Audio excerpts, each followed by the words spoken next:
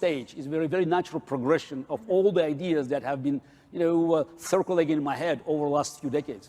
Assalamualaikum warahmatullahi wabarakatuh. Oke teman-teman, kembali lagi di Didi Channel. Oke, seperti biasa untuk hari ini Didi akan memberikan informasi lagi nih teman. Kali ini Didi akan memberikan informasi seputar news Bitcoin lagi teman-teman ya. Jadi kalau di video Didi sebelumnya Didi sudah memberitahukan mengenai diundangnya ya Charles Hoskinson ke Kongres AS teman-teman. Dan di situ Didi cukup senang banget ya melihat penjelasan dari Charles Hoskinson yang menjelaskan secara gamblang mengenai apa itu cryptocurrency teman-teman ya kepada parlemen AS ya waktu Kongres AS tersebut teman-teman. Dan jika kalian belum tonton video Didi yang ini, kalian bisa tonton dulu. Oke. Nah, kali ini ada news lagi nih mengenai Bitcoin yang harus disampaikan ke teman-teman semua. Nah, seperti apa newsnya nanti bakal dibahas di video ini, jadi pastikan kalian tonton sampai habis. Oke, namun seperti biasa sebelum melanjutkan video ini jangan lupa kalian tekan tombol subscribe dulu ya teman-teman, karena sekali lagi subscribe itu gratis. Dan tentunya kalian akan mendapatkan update-update video terbaru dan info-info terbaru dari Didi Channel. So nggak usah kelamaan, langsung kita kepoin. Jadi sob. Nah, oke teman-teman, di sini Didi sudah masuk di Coin Market Cap. Seperti biasa sebelum kita melanjutkan pembahasan mengenai news Bitcoin teman-teman ya, kita cek and recheck dulu nih. Bagaimana sih kondisi market saat ini? Oke, di mana saat ini ya Bitcoin terpantau mengalami minus 1,41% dalam kurun waktu 24 jam, dan saat ini Bitcoin itu berada di level 21.000 US dollar. Jadi cenderung sideways di level 20 sampai 21.000 US dollar saat ini teman-teman ya. Dan kalau kita lihat market saat ini ya cenderung itu lebih banyak yang minus ya daripada lagi hijau royo-royo teman-teman ya. Nah, di sini terlihat yang menonjol banget itu Dogecoin yang mengalami pertumbuhan hingga 10,94%. Nah, lalu ada info news apa sih Bang mengenai Bitcoin ini? Langsung kita kepoin. Jadi sob. Nah, oke teman-teman, di sini dikutip dari akun Twitter safehidden.com teman-teman ya. Ini dikutip dari 3 jam yang lalu teman-teman. Safehidden.com ini sebuah penulis The Bitcoin Standard ya dalam 30 bahasa ya, dan The Fiat Standard teman-teman ya. Dan dia itu memiliki 235.000 follower atau pengikut di Twitter teman-teman. Di sini dia itu men-tweet nih, pengingat berkala, Anda dapat mengunduh salinan digital gratis The Bitcoin Standard dan The Fiat Standard dari library Genesis teman-teman ya. Dan menurutnya ya, saya tidak percaya kekayaan intelektual dapat dicuri, dan saya pikir pembajakan adalah pemasaran terbaik, katanya teman-teman. Dan dimana di sini tuh dia men-share teman-teman ya sebuah gambar atau kayak sampul buku gitu teman-teman ya, yang berjudul The Fiat Standard atau standar uang fiat ya, dan standar uang Bitcoin teman-teman. Nah, di sini tuh Didi tertarik dengan pernyataannya dia nih, bahwa dia itu tidak percaya kekayaan intelektual itu dapat dicuri, dan dia pikir ya pembajakan adalah pemasaran yang terbaik teman-teman ya. Oke, kalau kita melihat di sini teman-teman ya, ada namanya The Fiat Standard teman. Di sini sudah ditranslate teman-teman ya. Saifedean Aimon ya mengatakan standar fiat itu merupakan alternatif perbudakan utang untuk peradaban manusia, katanya teman-teman. Nah, sedangkan untuk standar Bitcoin adalah sebuah alternatif terdesentralisasi untuk perbankan sentral, teman-teman ya. Ini kata pengantar oleh Michael Saylor ya, teman. Oke, jadi melihat dari ini aja, teman, kita itu sudah bisa melihat ya kenapa selama ini dunia itu memakai dolar ya sebagai mata uang global ya untuk transaksi ekonomi dunia, teman ya. Ya karena memang di sini menurut safehidden.com ini teman-teman ya, dia itu mengatakan bahwa katanya, saya pikir pembajakan adalah pemasaran terbaik ya. Kenapa disebut pembajakan teman-teman ya? Karena memang si dolar ini bisa dicetak terus-menerus teman-teman. Dan sedangkan seperti emas, Bitcoin ya, itu tidak bisa dicetak ulang dan itu bisa habis gitu teman. Beda halnya dengan dolar ya, dimana kalau pemerintah habis uangnya ya dia bisa mencetak dolarnya gitu teman ya. Namun dengan perhitungan-perhitungan tertentu tentunya teman ya. Jadi kalau Didi melihat ini teman ya, Didi tuh bisa bayangin nih kenapa si Amerika ini bener-bener gercep banget ya segera ingin membuat peraturan mengenai cryptocurrency saat ini teman ya. Bahkan kemarin tuh dia sempat mengundang langsung nih pendiri Cardano Charles Hoskinson ya untuk menjelaskan secara detail, dan dia itu juga meminta saran mengenai cryptocurrency terhadap Charles Hoskinson. di Kongres AS kemarin ya, sudah dibahas di video di sebelumnya ya, teman. Tujuannya teman ya itu untuk membentuk peraturan cryptocurrency ya di negara AS teman-teman ya. Jadi melihat dari ini teman-teman ya, ketakutan Amerika terhadap cryptocurrency yang perkembangannya cukup pesat itu sangat terlihat banget teman-teman ya, dengan diundangnya Charles Hoskinson untuk pertimbangan mereka membuat sebuah peraturan cryptocurrency. Karena mungkin ya menurut mereka ya, ini kalau misalkan cryptocurrency nggak segera gue atur nih, ini bakal bisa mengalahkan dolar ya. Makanya dia itu cepet-cepet mengatur peraturan mengenai cryptocurrency saat ini ya. Makanya Didi juga kemarin sempat bilang ya, mudah-mudahan peraturan nantinya yang diciptakan teman tidak membebani dari salah satu industri ya, entah dari industri fiat dan industri cryptocurrency ya. Takutnya ya, karena memang ketakutan Amerika terhadap cryptocurrency itu cukup besar ya, takutnya nih peraturan dibuat itu nanti akan membebani di industri cryptocurrency, dan itu cukup kabar yang kurang sedap ya diterima oleh pemain cryptocurrency jika memang itu terjadi gitu teman-teman. Jadi itu sedikit pandangan Didi ya mengenai postingan dari saifedan.com yang membahas mengenai standar fiat dan standar Bitcoin teman-teman. Oke. Nah, yang berikutnya dikutip dari dokumentasi Bitcoin teman-teman ya. Dia itu men-tweet pada 26 Juni kemarin ya. Dia itu di sini mengutip nih, katanya, awalnya saya skeptis, tetapi semakin saya menyadari Bitcoin adalah jalan ke depan, ini adalah kombinasi unik nih dari teknologi yang memberdayakan individu dan cara untuk melawan penindasan, katanya teman-teman.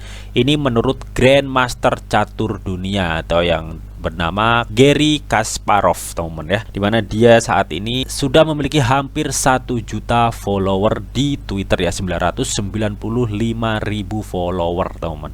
And I remember that my first introduction to Bitcoin was probably 2013-2014 at one of the Oslo Freedom Forum. It's a signature event of Human Rights Foundation, and I have to say that first I was skeptical, but more and more I just realized that this is the way to move forward, because it's again, it's a unique combination of technology that empowers individuals and our way to resist pressure, not only from governments like Putin's government or Xi Jinping or Iranian mullahs, but also the governments in democratic countries.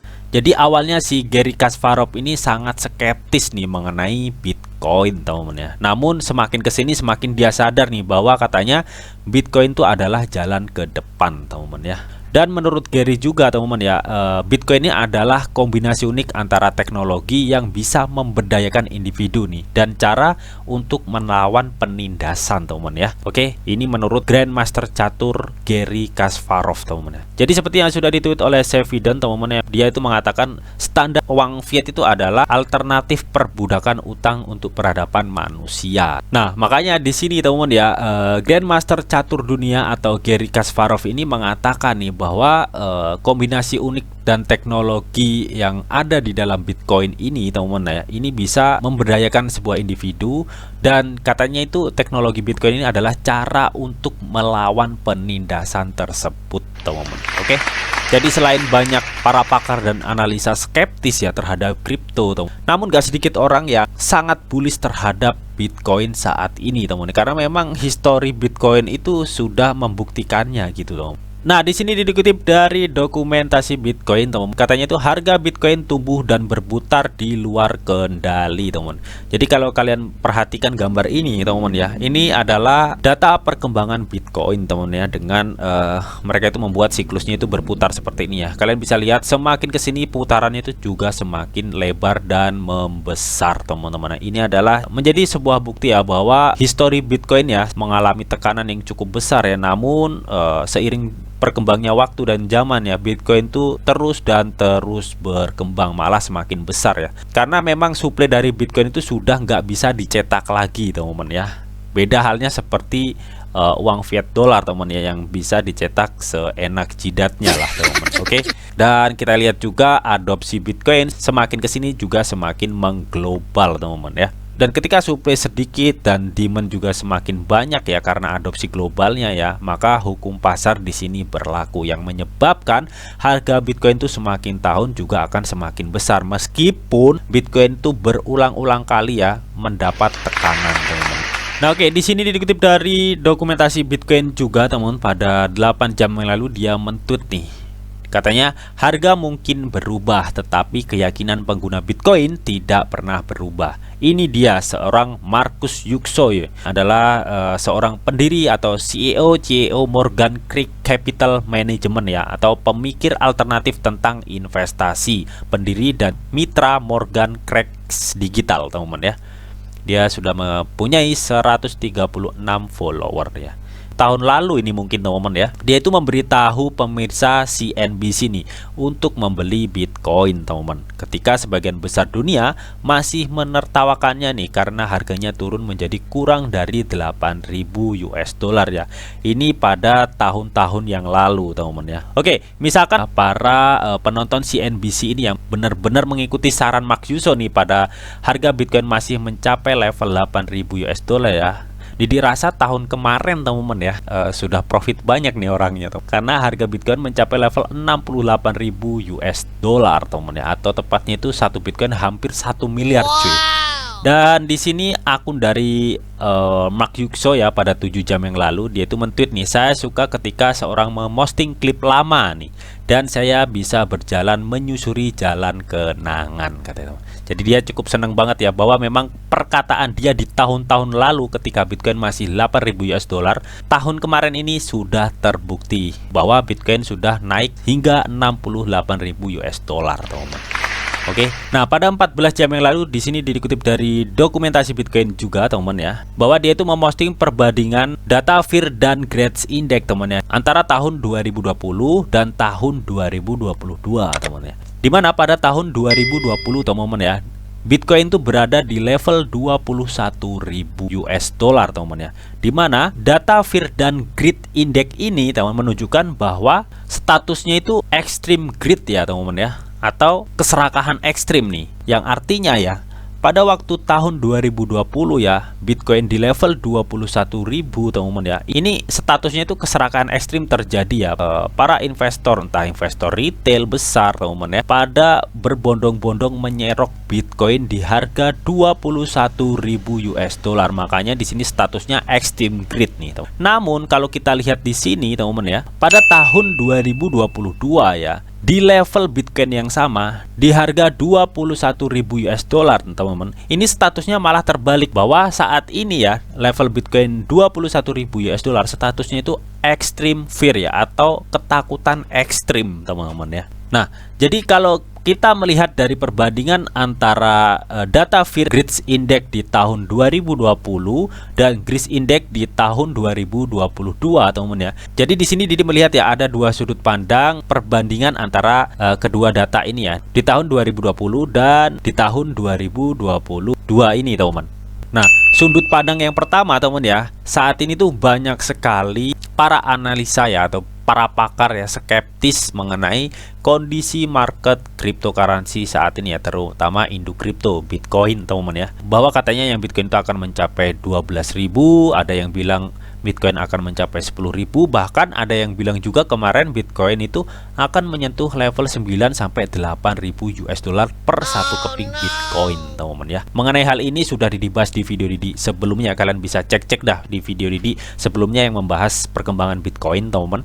Pakar besar aja sudah banyak yang skeptis ya. Tentunya ini sangat menimbulkan status ketakutan yang cukup ekstrim nih teman-teman ya, sesuai yang diperlihatkan datanya dari Fear dan Greed Index ini teman-teman ya. Namun untuk sudut pandang yang kedua teman-teman ya, nggak sedikit orang juga ya yang memanfaatkan status ketakutan ekstrim ini ya sebagai sebuah kesempatan teman-teman, dengan dia itu melihat sebuah histori atau perjalanan Bitcoin teman-teman ya, yang semakin kesini juga semakin mengglobal teman-teman ya. Dan tentunya yang paling penting, suplai Bitcoin itu tidak dapat dicetak ulang teman, yang artinya ketika adopsi global itu meningkat dan sebuah suplai itu semakin menipis teman-teman, hukum pasar di sini pastinya berlaku ya untuk market Bitcoin ya teman-teman ya, yang akan menyebabkan dampak ledakan besar pada Bitcoin itu sendiri teman-teman ya. Nah, jadi melihat dari dua sudut pandang ini teman-teman ya, kira-kira kalian tuh di posisi yang mana? Apakah kalian di sudut pandang yang skeptis atau kalian berada di sudut pandang yang bullish teman-teman ya mengenai Bitcoin ini? Kalian bisa tuliskan pendapat kalian di kolom komentar. Oke, dan di sini pada 1 jam yang lalu ya, Watcher Guru itu men-tweet nih, fakta menyenangkan katanya. Bitcoin masih memiliki kapitalisasi pasar yang lebih besar daripada Bank of America, teman ya. Jadi menurut Watcher.guru ya, pada 1 jam yang lalu teman katanya untuk kapitalisasi pasar atau market cap Bitcoin itu masih besar jauh ya daripada Bank of America ya, atau bank milik Amerika, teman. Wow ya. Jadi ini membuktikan bahwa memang saat ini nih memang eranya terdesentralisasi, teman ya. Karena ya itu tadi ya, seperti yang dikatakan oleh The Master Catur tadi, teman, yang di atas ya, teman ya, bahwa dia itu memahami Bitcoin karena itu ingin keluar dari dunia perbudakan lah, teman ya, mengenai investasi, teman. Jadi makanya dia itu memilih Bitcoin untuk investasinya sekarang, meskipun dahulu dia cukup skeptis di Bitcoin, teman-teman ya. Dan menurut Bitcoin Magazine juga, teman ya, katanya eranya Bitcoin saat ini tuh baru permulaan, teman. Dimana di sini tuh dia menunjukkan sebuah chart Bitcoin ya, meskipun Bitcoin itu sudah mengalami pertumbuhan hingga ribuan persen, teman-teman ya. Namun ini baru permulaan cuy ya, dimana kita bisa lihat di sini grafiknya itu menunjukkan angka dari mulai 100.000, 200.000, 300.000, bahkan di sini menunjukkan sampai 1.400.000, teman. Apakah Bitcoin bisa mencapai level setinggi ini, teman ya? Mengetahui saat ini Bitcoin itu masih berada di level 20.000 ya. Memang kemarin sempat menyentuh 68.000, teman ya. Tapi nggak menutup kemungkinan untuk kedepannya ya, karena suplai Bitcoin ini saat ini sudah sedikit banget ya. Ada kemungkinan Bitcoin juga akan berada di area sini nih, 400.000 hingga 500.000, tapi nggak tahu kapan cuy. Ya, tapi namun Didi yakin aja, teman ya, ketika adopsi global terus berjalan dan Bitcoin itu juga semakin diadopsi global, bahkan diadopsi sekelas negara, otomatis itu juga akan sangat-sangat mendongkrak harga Bitcoin ke depannya. Oke, jadi itu tadi, teman ya, updatean news-news mengenai Bitcoin. Lalu bagaimana nih menurut kalian mengenai news-news Bitcoin saat ini ya? Apakah kalian masih tetap bullish untuk Bitcoin? Kalian bisa tuliskan pendapat kalian di kolom komentar. Namun tetap di sini tuh ada disclaimer on bahwa untuk trading dan investasi di dunia cryptocurrency itu sifatnya sangat berbahaya atau sangat-sangat berisiko tinggi, teman-teman. Jadi, bijaklah kalian dalam mengelola atau memanajemen keuangan kalian. Semua keputusan yang kalian ambil adalah tanggung jawab kalian masing-masing. Di sini Didi hanya memberikan informasi yang Didi tahu untuk kalian semua. Mungkin itu aja yang bisa Didi sampaikan di video ini. Semoga bisa bermanfaat. Jika kalian suka video ini, jangan lupa kalian klik like, share, comment, and di subscribe, teman-teman, karena sekali lagi subscribe itu gratis. Dan tentunya kalian akan mendapatkan update-update video terbaru dan info-info terbaru dari Didi Channel. Sampai jumpa.